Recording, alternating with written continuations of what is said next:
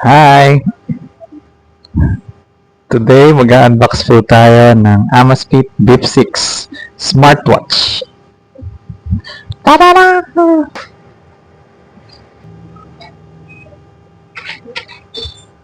Ito po ang Amazfit Bip 6. Ano ba?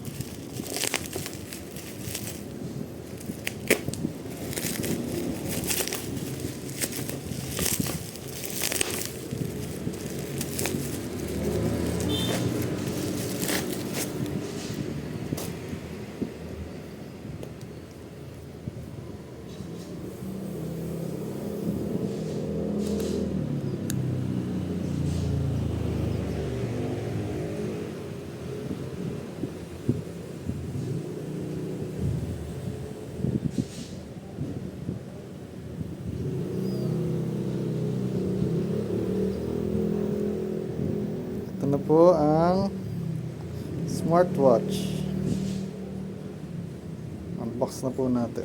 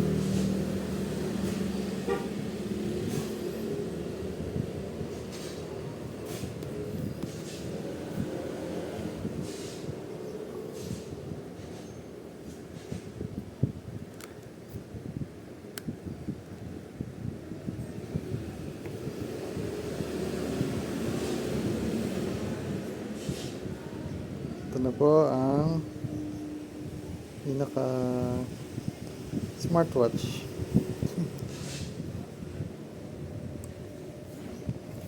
Bali napili ko po kulay red. Pili ko red kasi dati meron na akong Amazfit yung Pace, pero ano yun, blue. Kaya ngayon red naman. Ayan, tanggalin natin sa box.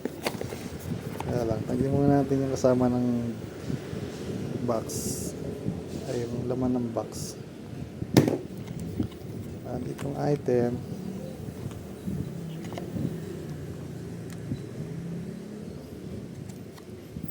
may kasamang charger.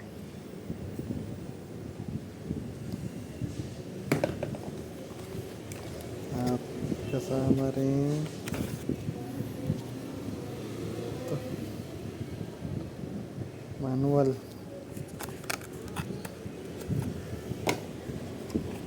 At ayun lang po. Ito na yung pinaka smartwatch.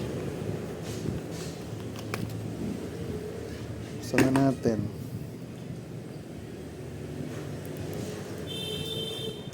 Ayan, bali 1.97 inches yung screen niya. Pero may bezel po siya. Manipis lang.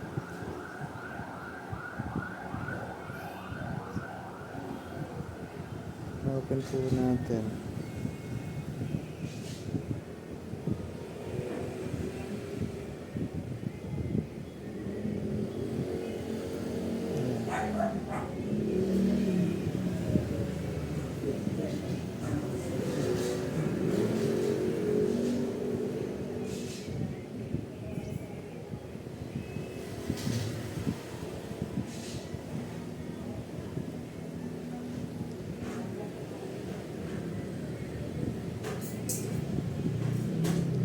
Download lang po yung app.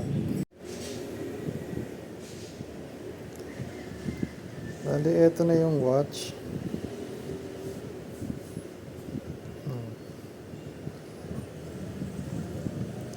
Bali, maganda po sa watch na to. Accurate yung pacing pag tumatakbo ka. Base sa mga napanood ko yun.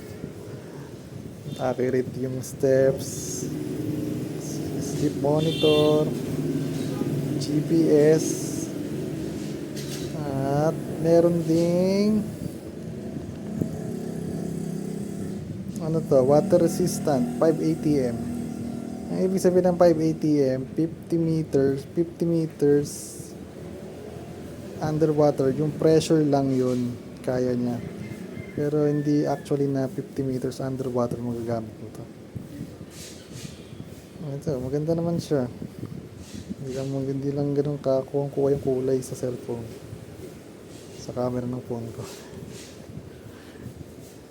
At bali bumili ako ng Amazfit 2018 pa, yung Amazfit base. Kung ano naman siya, round. Para siyang Amazfit Active 2 na round. Pwede siya pang running, pwede nga rin pang mountain climbing, running, walking. Pero hindi pa ako nag-running simulan ko pala. At bali yung price nito, lagay ko na lang sa comment section.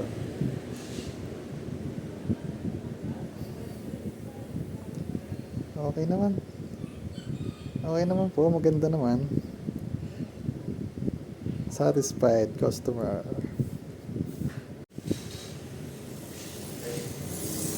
Bali meron po pala siyang kumbaga parang collaboration na app, Zepp.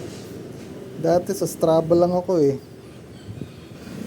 So, may app din siya na sarili, Amazfit, tapos pwede rin sa Strava. Ayun po. Ayun. Peace. Yan dito lang po. Hanggang sa muli. Bye!